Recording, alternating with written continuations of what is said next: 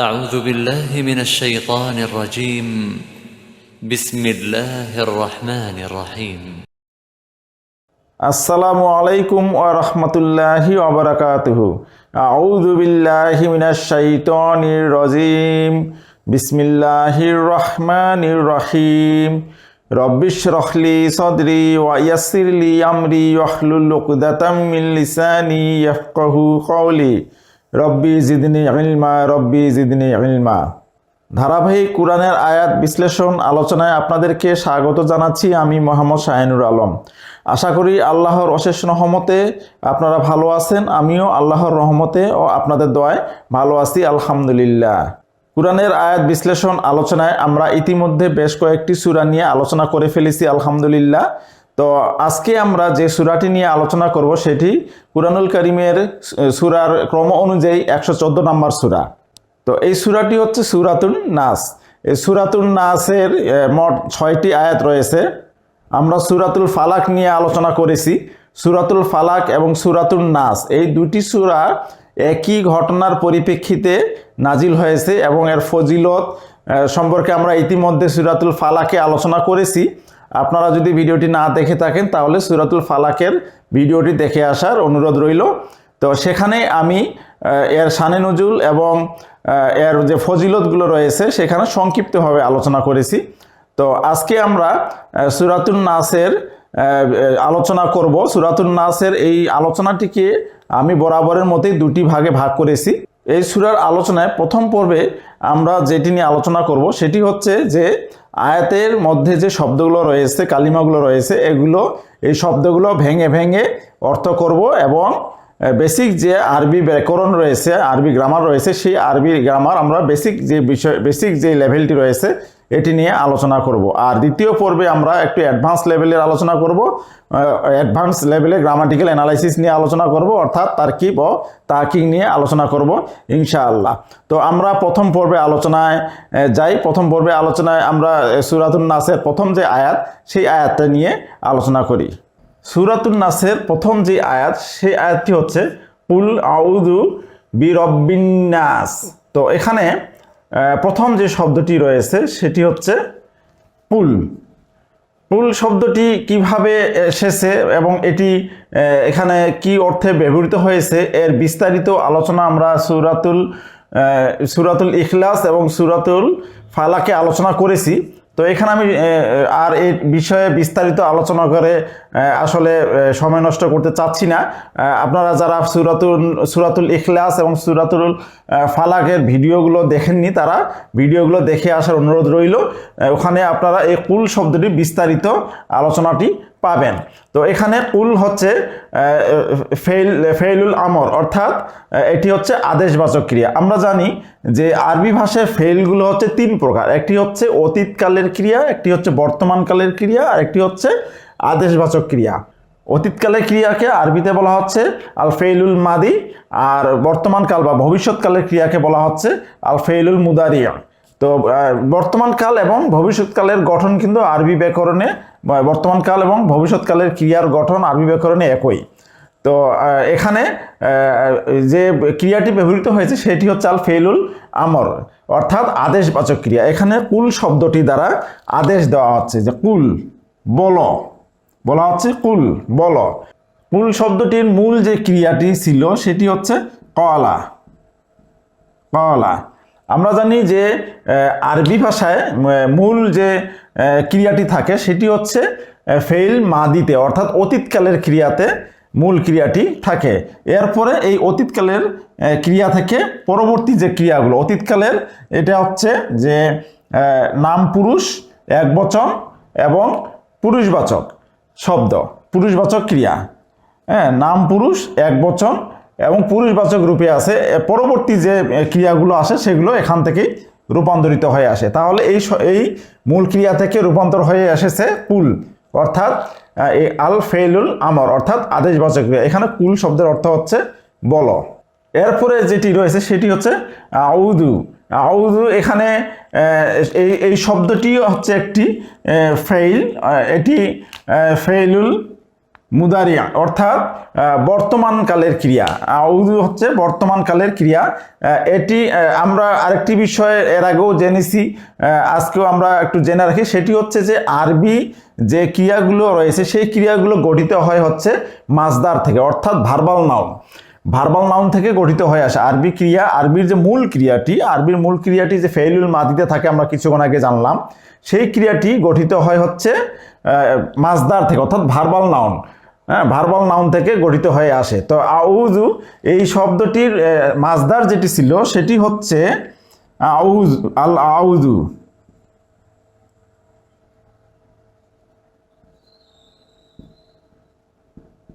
আল আউযু ছিল হচ্ছে এটির মাসদার, অর্থাৎ ভার্বাল নাউন। এখান থেকে যে মূল ক্রিয়াটি হচ্ছে আযা। আযা থেকে এই রূপান্তরিত হয়, আযা থেকে পরবর্তী যে ক্রিয়াগুলো রয়েছে ক্রিয়াগুলো রূপান্তরিত হয়ে আসে। তো এটি হচ্ছে আউযু, অর্থাৎ এর অর্থ হচ্ছে যে আশ্রয় প্রার্থনা। আল আউযু অর্থ হচ্ছে আশ্রয় প্রার্থনা করা। তো এটি এখানে আউযু যে শব্দটি রয়েছে এটি হচ্ছে যে উত্তম পুরুষ এক বচনে, অর্থাৎ এখানে বলা হচ্ছে যে আমি আশ্রয় প্রার্থনা করছি। আউযু এর অর্থ হচ্ছে আমি আশ্রয় প্রার্থনা করছি। এটি উত্তম পুরুষ এক বচনে রয়েছে এবং বর্তমানকালের ক্রিয়া। তাহলে এখানে আমরা দেখলাম যে কুল আউযু অর্থাৎ বলো আমি আশ্রয় প্রার্থনা করছি। তাহলে কুল শব্দের অর্থ হচ্ছে বলো, আর আউযু এর অর্থ হচ্ছে আমি আশ্রয় প্রার্থনা করছি। এরপরে যেটি রয়েছে সেটি হচ্ছে বিরব্বিন্নাস। তো এখানে এটি হচ্ছে যৌগিক শব্দ, বিরব্বিন্নাস এটি যৌগিক শব্দ। তো আমরা একটু ভেঙে আলোচনা করি। প্রথমে রয়েছে হচ্ছে বিরব্বি।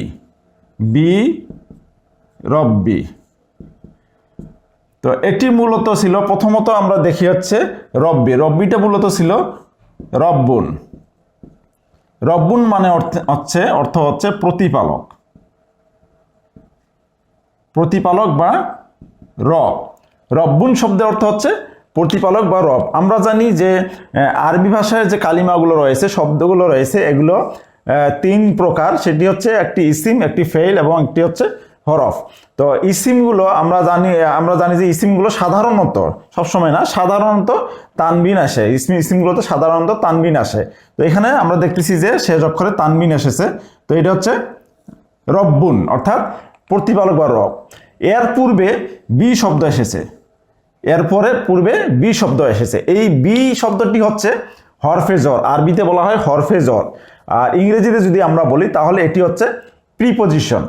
তো এখানে যে আমরা আউযু এই ক্রিয়াটি পেয়েছি, এই ক্রিয়াটি হচ্ছে যখন আসে তখন এর পরে দুটি প্রিপোজিশন আছে, অর্থাৎ দুটি হরফে জর আসে। একটি হচ্ছে বি আর একটি হচ্ছে মিন। অর্থাৎ আমি আশ্রয় প্রার্থনা করছি, আমি কার নিকট আশ্রয় প্রার্থনা করছি? আমি যার নিকট আশ্রয় প্রার্থনা করছি তার পূর্বে হবে বি, আর আমি যার থেকে আশ্রয় প্রার্থনা করছি তার পূর্বে আসবে মিন। তো এই বি অর্থ হচ্ছে নিকট আর মিন অর্থ হচ্ছে হতে। অর্থাৎ আমি যার নিকট আশ্রয় প্রার্থনা করছি তার পূর্বে আসবে বি, আর যা হতে অর্থাৎ মিন, যা হতে আমি আশ্রয় প্রার্থনা করছি তার পূর্বে আসবে মিন। তো তাহলে এখানে আমরা দেখতেছি যে বি রব্বি, অর্থাৎ এখানে পূর্বে যে বি শব্দটি এসেছে এই বি শব্দটি হচ্ছে এখানে হরফে জর, অর্থাৎ বি হচ্ছে এখানে হরফে জর অর্থাৎ প্রিপোজিশন। এর সঙ্গে যুক্ত হয়ে আসতেছে হচ্ছে রব্বুন, রব্বুন অর্থাৎ রবের নিকট, প্রতিপালকের নিকট। তো এখানে আমরা যদি বাক্যটি শব্দ দুটিকে যদি যুক্ত করে দিই তাহলে বিষয়টা এরকম দাঁড়াবে বি রব্বিন।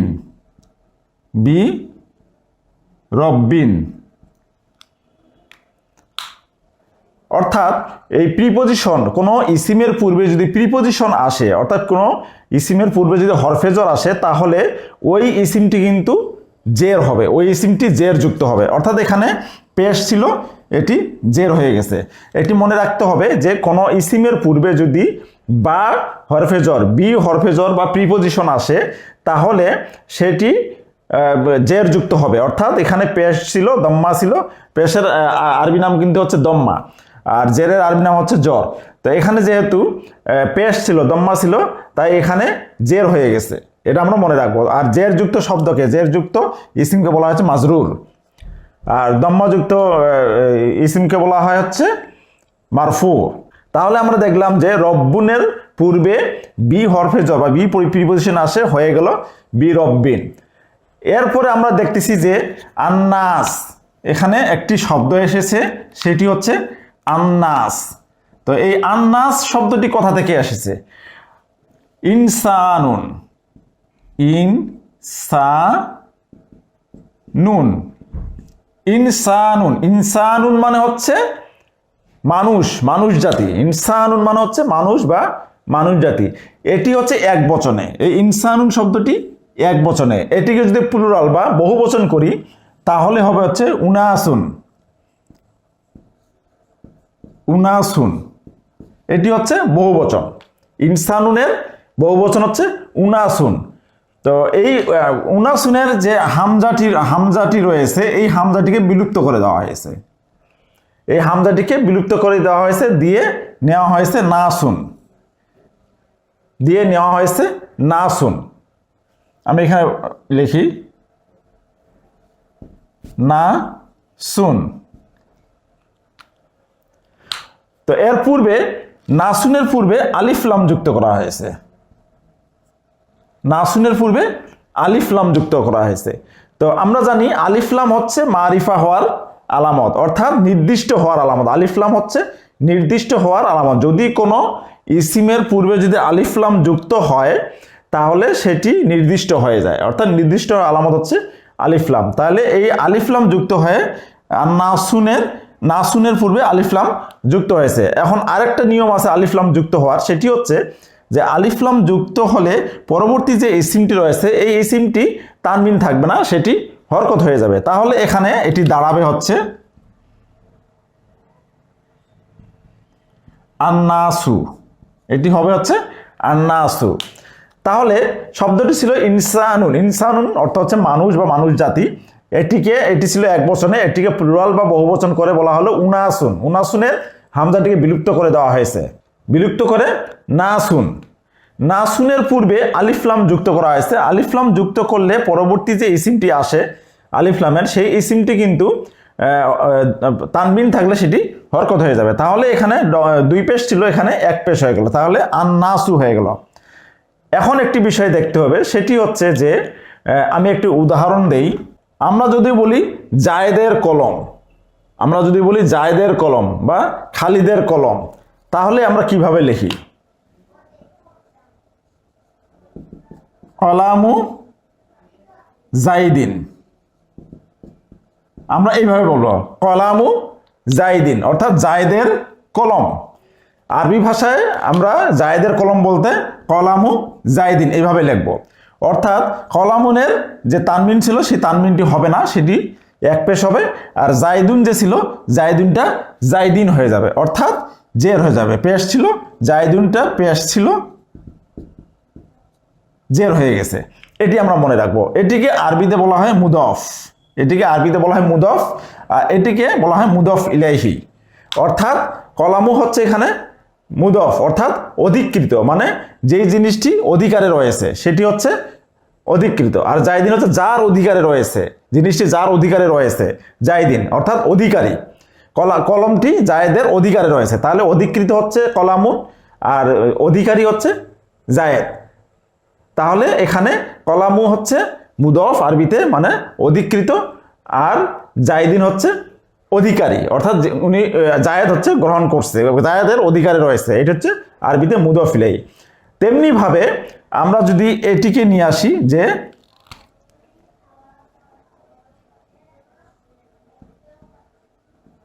রব্বুন নাস,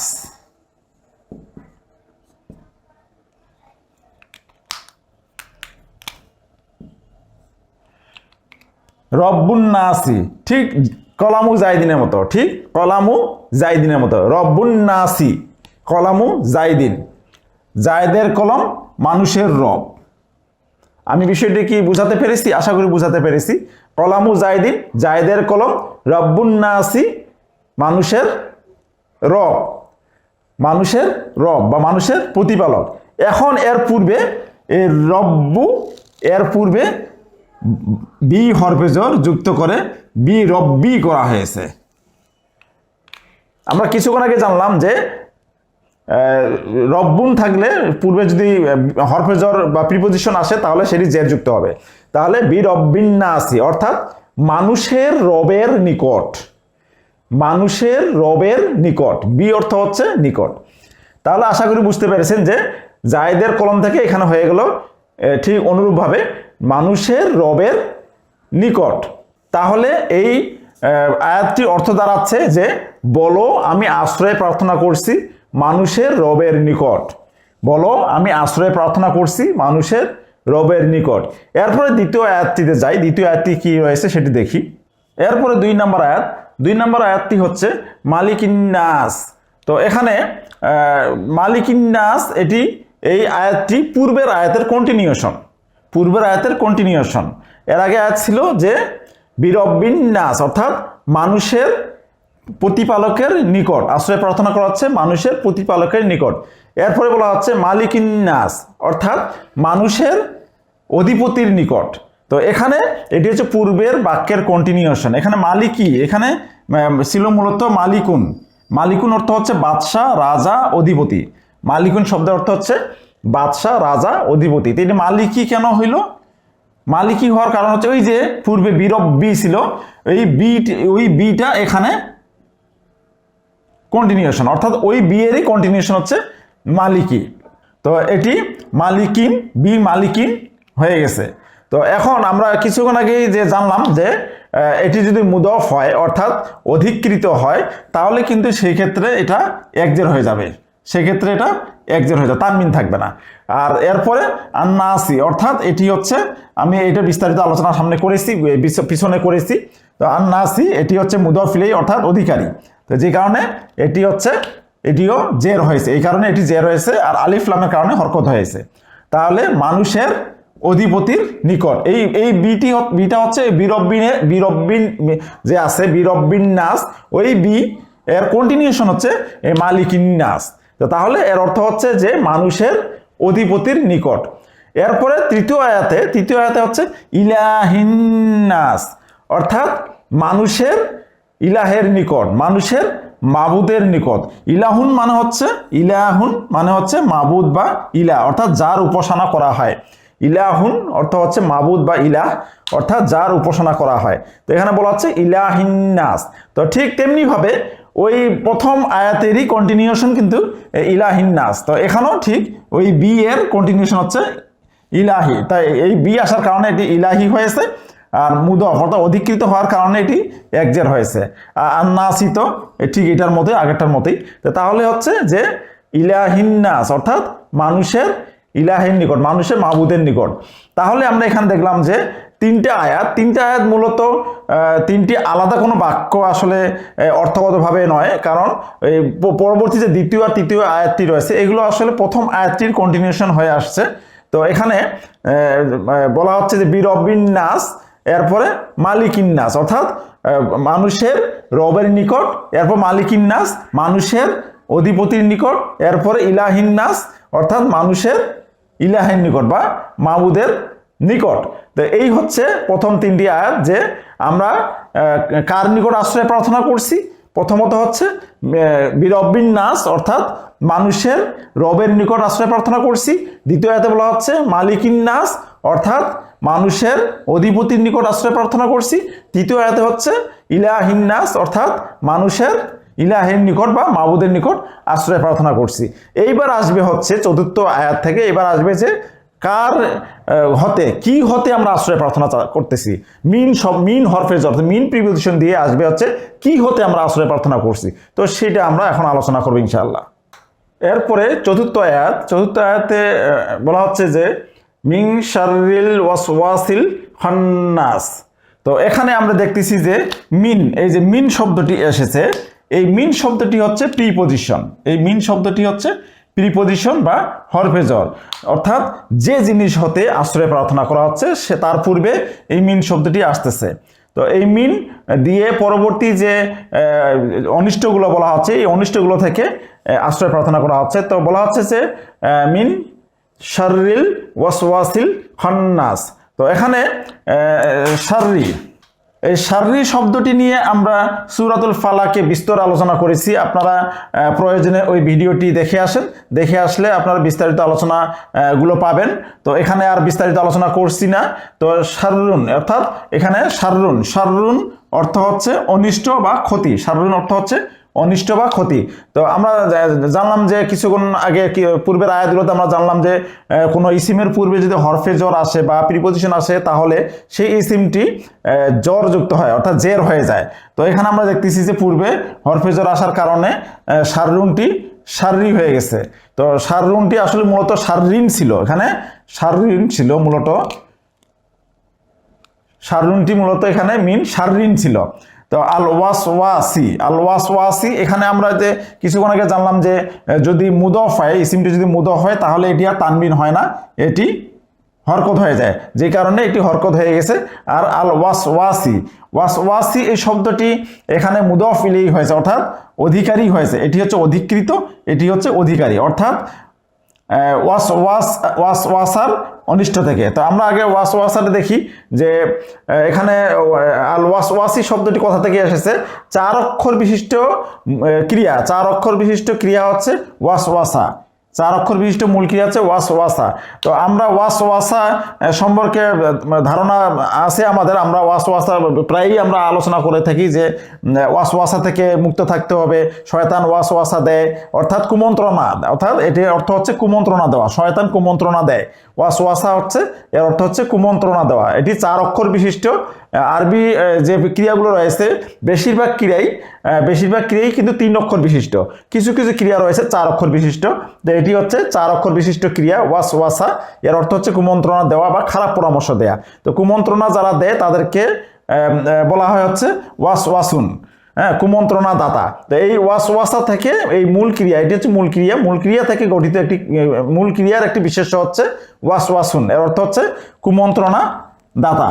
ওয়াসওয়াসুন শব্দের অর্থ হচ্ছে কুমন্ত্রণা দাতা। তাহলে এর পূর্বে আলিফ লাম যুক্ত করা হচ্ছে, আলিফ লাম যুক্ত করে এটি আল ওয়াসওয়াসু করা হয়েছে, আল ওয়াসওয়াসু করা হয়েছে। হ্যাঁ, আলিফ লাম যুক্ত করে আল ওয়াসওয়াসু করা হয়েছে। তো এখানে যেহেতু ঠিক এই যে কলামু জাইদিন যে ছিল ঠিক তেমনি হবে, জায়দের কলম ঠিক তেমনি হবে, এটিও কিন্তু তাই হয়েছে যে শাররিল ওয়াসওয়াসি, অর্থাৎ কুমন্ত্রণা দাতার অনিষ্ট থেকে, কুমন্ত্রণা দাতার অনিষ্ট থেকে, জায়দের কলম থেকে, মিন কলামি জায়দিন, ঠিক এরকম জায়দের কলম হতে, তাহলে ঠিক এই এমনি ভাবে যে মিন শাররিল ওয়াসওয়াসি অর্থাৎ হচ্ছে কুমন্ত্রণা দাতার অনিষ্ট থেকে। তাহলে আমরা আশ্রয় প্রার্থনা করতেছি কি থেকে? কুমন্ত্রণা দাতার অনিষ্ট থেকে। তো এরপরে এই কুমন্ত্রণা দাতার আবার একটা গুণ প্রকাশ করা হয়েছে। এই কুমন্ত্রণা দাতা যে আছে, এই কুমন্ত্রণা দাতার আবার একটি গুণ এখানে বর্ণনা করা হয়েছে, আল খন্নাস। তো খন্নাসুন অর্থ হচ্ছে আত্মগোপনকারী। তার মানে এই কুমন্ত্রণা দাতারা হচ্ছে আত্মগোপনকারী। এই কুমন্ত্রণা দাতা হচ্ছে আত্মগোপনকারী, অর্থাৎ শয়তান যে নিঃশব্দে চোরের মতো চলাফেরা করে। খন্নাসুন অর্থ হচ্ছে আত্মগোপনকারী, শয়তান যে নিঃশব্দে চোরের মতো চলাফেরা করে, এটাকেই বলা হচ্ছে খন্নাসুন। তো এর পূর্বে ঠিক ওই আগের মতোই যে আলিফ লাম যুক্ত করা হয়েছে, আলিফ লাম যুক্ত করে আল খন্নাসু, আলিফ লাম যুক্ত করলে কিন্তু এক পেশ হবে, আল খন্নাসু। তো এখানে আল খন্নাসি কেন হইল? যেহেতু আল ওয়াসওয়াসার একটি গুণ হচ্ছে আল খন্নাস, অর্থাৎ অ্যাডজেক্টিভ। এখানটা হচ্ছে অ্যাডজেক্টিভ, ইংরেজিতে অ্যাডজেক্টিভ, আরবিতে একে বলা হয় হচ্ছে সিফাত। তো যাই হোক, এখানে আল ওয়াসওয়াসার একটি গুণ প্রকাশ করা হচ্ছে আল খন্নাস। তো এখানে যেহেতু এটির গুণ হচ্ছে আল খন্নাস অ্যাডজেক্টিভ, তো আরবি ভাষায় যে মূল যে ইসিমটি হবে এবং তার যে অ্যাডজেক্টিভ অর্থাৎ তার যে গুণটি থাকবে সেটি আগেরটার মতোই হবে, অর্থাৎ এটি জের হলে এটিও জের হবে, ঠিক এটি এক পেশ হলে এটিও এক পেশ হবে। তাহলে এখানে আমরা দেখলাম যে আল ওয়াসওয়াসিল খান্নাস অর্থাৎ আত্মগোপনকারী কুমন্ত্রণা দাতার অনিষ্ট থেকে, আত্মগোপনকারী কুমন্ত্রণা দাতার অনিষ্ট থেকে। তো আমরা নিশ্চয়ই এই আয়াতটি সম্পর্কে আলোচনাগুলো নিশ্চয়ই আমরা বুঝতে পেরেছি। যদি বুঝতে না পেরে থাকেন তাহলে ভিডিওটি আবার দেখবেন, তাহলে আশা করি বুঝতে পারবেন। তো এরপরে আমরা 5 নম্বর আয়াতে চলে যাই। এরপরে পঞ্চম আয়াতে বলা হচ্ছে আল্লাযী ইউওয়াসউিসু সুদুরিন্নাস। এখানে আল্লাযী শব্দটি এসেছে, আল্লাযী শব্দটি হচ্ছে যে রিলেটিভ প্রোনাউন বা সম্বন্ধকারক সর্বনাম। তো পূর্বে আমরা যে আলোচনা করেছিলাম 4 নম্বর আয়াতে আমরা আলোচনা করেছিলাম যে সেখানে বলা হচ্ছিল যে আত্মগোপনকারী কুমন্ত্রণা দাতার অনিষ্ট থেকে। আমরা কার থেকে আশ্রয় প্রার্থনা করছি? আত্মগোপনকারী কুমন্ত্রণা দাতার অনিষ্ট থেকে। এই আত্মগোপনকারী কুমন্ত্রণা দাতা কে, এরা কারা, সেটারই আলোচনা এখন পঞ্চম আয়াতে করা হচ্ছে। যে আত্মগোপনকারী যে কুমন্ত্রণা দাতা ছিল, আমরা যে এর আগে আয়াতে আলোচনা করেছি, এই আত্মগোপনকারী কুমন্ত্রণা দাতারা কারা, কে, সেটি নিয়ে এই আয়াতে আলোচনা করা হচ্ছে। তো এখানে বলা হচ্ছে যে আল্লাযী, যে, এখানে এটি আল্লাযী অর্থ হচ্ছে যে, এটি রিলেটিভ প্রোনাউন বা সম্বন্ধকারক সর্বনাম। আমরা রিলেটিভ প্রোনাউনগুলো পড়েছি ইংরেজিতে, সেটি হচ্ছে হু, হোয়াট, হ্যাঁ, এগুলি আমরা পড়েছি রিলেটিভ প্রোনাউন ইংরেজি গ্রামারে। তো এখানে আরবিতে একে বলা হচ্ছে ইসমুল মাউসুল, আরবিতে একে বলা হচ্ছে ইসমুল মাউসুল। আল্লাযী এর অর্থ হচ্ছে যে।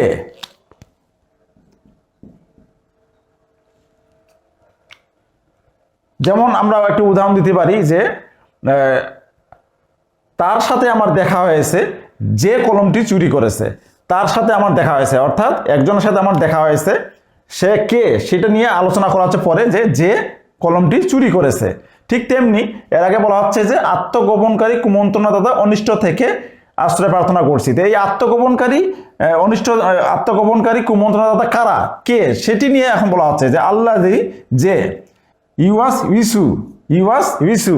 তো এটি কি, এই শব্দটি কোথা থেকে এসেছে? এটি হচ্ছে একটি ফেইল অর্থাৎ ক্রিয়া, এটি হচ্ছে একটি ক্রিয়া, এটি আরবিতে হচ্ছে ফেইলুল মুদারি বলে, অর্থাৎ বর্তমান কালের ক্রিয়া। তো মাজদার, আমরা কিছুক্ষণ আগে জানলাম যে আরবি যে ক্রিয়াগুলো রয়েছে এই ক্রিয়াগুলো মাজদার অর্থাৎ ভার্বাল নাউন বা ক্রিয়া বিশেষ্য থেকে গঠিত হয়ে আসে। তো মাজদার ওয়াসাতুন এটি হচ্ছে মাজদার, এই মাজদার থেকে গঠিত হয়েছে মূল ক্রিয়া ওয়াসওয়াসা। আমরা পূর্বের আয়াতে দেখেছি যে মূল ক্রিয়া হচ্ছে ওয়াসওয়াসা, মাজদার হচ্ছে ওয়াসওয়াসাতুন, আর মূল ক্রিয়া এই মাজদার থেকে যে মূল ক্রিয়াটি গঠিত হয়েছে সেটি হচ্ছে ওয়াসওয়াসা, অর্থাৎ কুমন্ত্রণা দান করা, কুমন্ত্রণা দেওয়া, হ্যাঁ, অর্থাৎ কুমন্ত্রণা দেওয়া বা খারাপ পরামর্শ দেওয়া। তো এই শব্দ থেকে আমরা জেনেছি যে পরবর্তী যে ক্রিয়াগুলো আসে, আরবি ভাষার যে পরবর্তী ক্রিয়াগুলো আসে, এই ক্রিয়াগুলো এই মূল ক্রিয়া থেকে রূপান্তরিত হয়ে আসে। তো এই মূল ক্রিয়া থেকে রূপান্তরিত হয়ে নাম পুরুষ বর্তমানকাল একবচন পুল্লিঙ্গ রূপ হচ্ছে ইউওয়াসউিসু, এটি আমরা মনে রাখবো। তাহলে মাজদার হচ্ছে ওয়াসওয়াসাতুনের মূল ক্রিয়া, মাজদার হচ্ছে ওয়াসওয়াসাতুন, এর অর্থ হচ্ছে কুমন্ত্রণা দেওয়া বা খারাপ পরামর্শ দেওয়া, এর থেকে গঠিত মূল ক্রিয়া হচ্ছে ওয়াসওয়াসা। এবং এই মূল ক্রিয়া থেকে, মূল ক্রিয়াটি আমরা জেনেছি যে মূল ক্রিয়াটি সাধারণত মূল ক্রিয়াটি অতীতকালে থাকে এবং এটি নাম পুরুষ একবচন এবং পুংলিঙ্গ রূপে থাকে মূল ক্রিয়াটি। এই মূল ক্রিয়া থেকে পরবর্তীতে ক্রিয়াগুলো আস্তে আস্তে এগুলো রূপান্তরিত হয়ে আসে। তো এই মূল ক্রিয়া থেকে বর্তমানকাল নাম পুরুষ একবচন পুংলিঙ্গ রূপ হচ্ছে ইউওয়াসউিসু, অর্থাৎ সে কুমন্ত্রণা দেয়, এর অর্থ হচ্ছে সে কুমন্ত্রণা দেয়। তো তাহলে আমরা এখানে দেখলাম যে আত্মগোপনকারী কুমন্ত্রণাকে যে কুমন্ত্রণা দেয়, যে কুমন্ত্রণা, তাহলে আত্মগোপনকারী কুমন্ত্রণা দাতা কে, যে কুমন্ত্রণা দেয়। তাহলে আমরা এখানে পাইলাম যে কুমন্ত্রণা দেয়। এরপরে আসতেছে ফি এখানে হরফে জ বা প্রিপজিশন, এই ফিটি হচ্ছে প্রিপজিশন। তাহলে আমরা এই সূরাতে তিনটি প্রিপজিশন পেলাম, একটি হচ্ছে বি, একটি হচ্ছে মিন, একটি হচ্ছে ফি। এটিও প্রিপজিশন। এই প্রিপজিশন অর্থ হচ্ছে মধ্যে, এর অর্থ হচ্ছে মধ্যে। আমরা বি দ্বারা জানলাম হচ্ছে নিকটে, আর হচ্ছে মিন হচ্ছে অর্থে হতে, আর ফি হচ্ছে মধ্যে।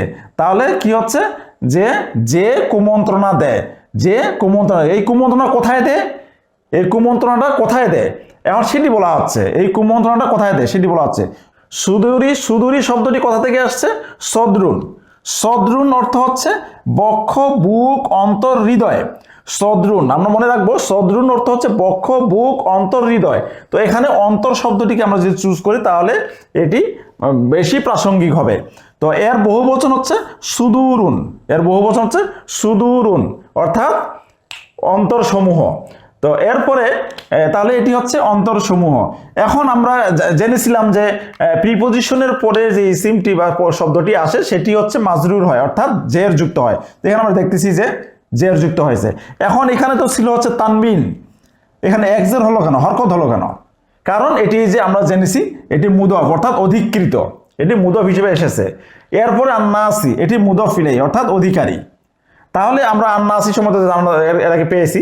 তাহলে মানুষের অন্তরসমূহের মধ্যে, মানুষের অন্তরসমূহের মধ্যে কি, মানুষের অন্তর মধ্যে কি, সেটি হচ্ছে যে ওয়াসা দেয় অর্থাৎ যে কুমন্ত্রণা দেয়। তাহলে আমরা আত্মগোপনকারী যে কুমন্ত্রণা দাতা ছিল তারা কারা? যে মানুষের অন্তরে কুমন্ত্রণা দেয়, মানুষের অন্তরের মধ্যে কুমন্ত্রণা দেয়। তো যাক, মধ্যেটা না বললেও হবে, মানুষের অন্তরে কুমন্ত্রণা দেয়, যে মানুষের অন্তরের মধ্যে কুমন্ত্রণা দেয়। তাহলে আমরা এই 5 নাম্বার আয়াতটিও করে ফেললাম, শব্দ ভেঙে ভেঙে অর্থ করলাম, এবং যে বেসিক যে কিছু গ্রামাটিক্যাল বিষয় রয়েছে সেগুলো আমরা আলোচনা করলাম। এবার ষষ্ঠ আয়াতে যাই। এবার ষষ্ঠ এবং সর্বশেষ আয়াত হচ্ছে মিনাল জিন্নাতি ওয়ান নাস। তো আমরা এর আগে পূর্বে দেখেছিলাম যে মিন শব্দটি হচ্ছে হরফে জর, মিন শব্দটি হরফে জর বা প্রিপজিশন, এবং এর পরে যে ইসিমটি আসবে সেটি জের যুক্ত হবে। তো এখানেও ঠিক মিন শব্দটি এসেছে, মিন শব্দটির পরে জের যুক্ত হয়েছে, পরে যে আল জিন্নাতি এসেছে এই জিন্নাতি জের যুক্ত হয়েছে।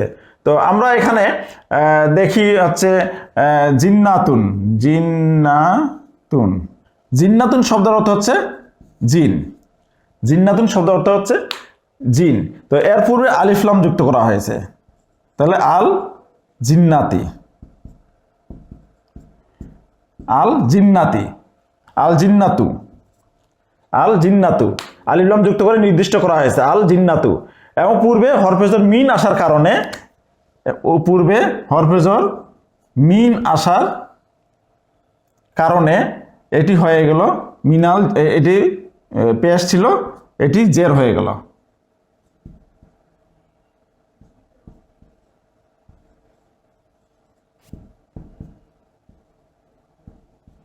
মিনাল জিন্নাতি হয়ে গেল, অর্থাৎ জিন হতে, অর্থাৎ জিন হতে।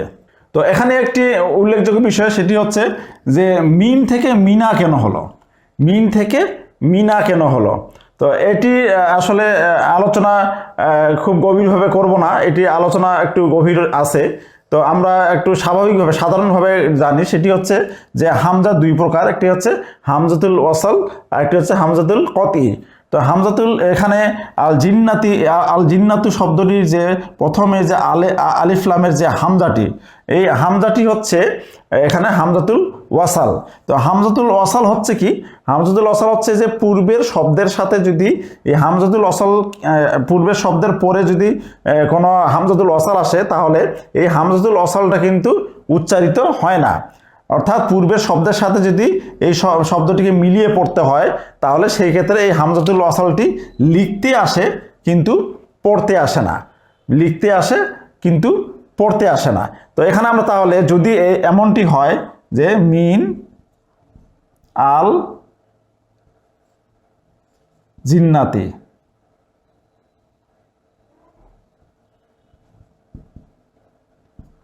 তো এখানে প্রথমে ছিল আল জিন্নাতু, এখন আমরা বলতেছি যে হামজাতুল অসল, এটি হচ্ছে হামজাতুল অসল।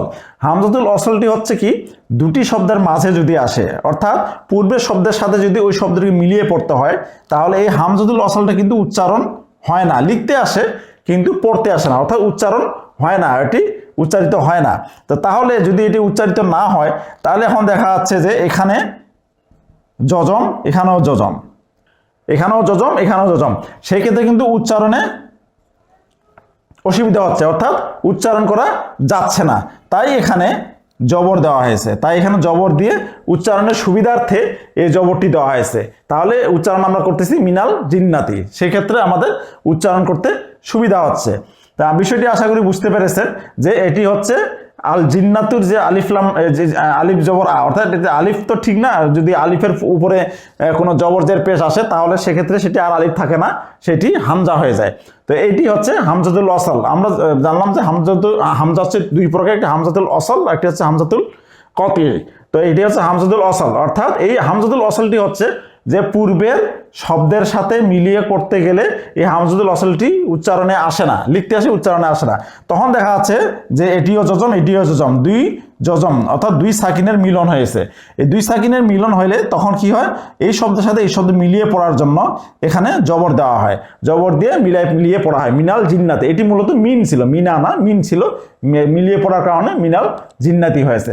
তাহলে এখানে আমরা দেখলাম যে মিনাল জিন্নাতি অর্থাৎ জিন হতে, ওয়ান্নাসি, এবং এই নাসি শব্দটিতে আমরা আলোচনা করেছি, এবং মানুষ হতে, অর্থাৎ জিন এবং মানুষ হতে, জিন এবং মানুষ হতে। এই ওয়ার্ডটি হচ্ছে এখানে কনজাংশন, এটি হচ্ছে কনজাংশন। আরবিতে একে বলা হয় হরফে আতফ, আরবিকে একে বলা হয় হরফে আতফ বা কনজাংশন। তাহলে আমরা এখানে দেখলাম যে দুটি বিষয় থেকে আসরে প্রার্থনা করার কথা বলা হচ্ছে। একটি হচ্ছে প্রথমে সেটি হচ্ছে যে প্রথমটি হচ্ছে যে মিন শাররিল ওয়াসওয়াসিল খান্নাস, অর্থাৎ আত্মগোপনকারী কুমন্ত্রণা দাতার অনিষ্ট থেকে। আর আরেকটি বলা হচ্ছে যে মিনাল জিন্নাতি ওয়ান নাস, অর্থাৎ জিন এবং মানুষ হতে, জিন এবং মানুষ হতে। মানুষও কিন্তু খারাপ অনিষ্ট করে, জিনও যেমন অনিষ্ট করে, মানুষও কিন্তু কিছু মানুষ রয়েছে যে মানুষের দ্বারা অনিষ্ট সাধিত হয়। তাহলে আমরা দেখতেছি যে এই বিষয়গুলো থেকে আসরে প্রার্থনা করার কথা বলা হচ্ছে কার নিকট, মানুষের প্রতিপালকের নিকট, মানুষের মাবুদের নিকট এবং মানুষের মালিকের নিকট, অর্থাৎ অধিপতির নিকট। তো আজকে আমরা সূরাতুন নাসের যে 6টি আয়াত রয়েছে, এই 6টি আয়াতের শব্দগুলো আমরা শব্দ ভেঙে ভেঙে অর্থ করলাম, এবং বেসিক যে গ্রামারগুলো রয়েছে সেই বেসিক গ্রামারগুলো, আরবি ব্যাকরণগুলো আলোচনা করলাম। দ্বিতীয় পর্বে আপনাদের সাথে আবারও দেখা হবে ইনশাল্লাহ। তো সে পর্যন্ত ভালো থাকবেন, সুস্থ থাকবেন। আসসালামু আলাইকুম ওয়া রাহমাতুল্লাহি ওয়া বারাকাতুহু।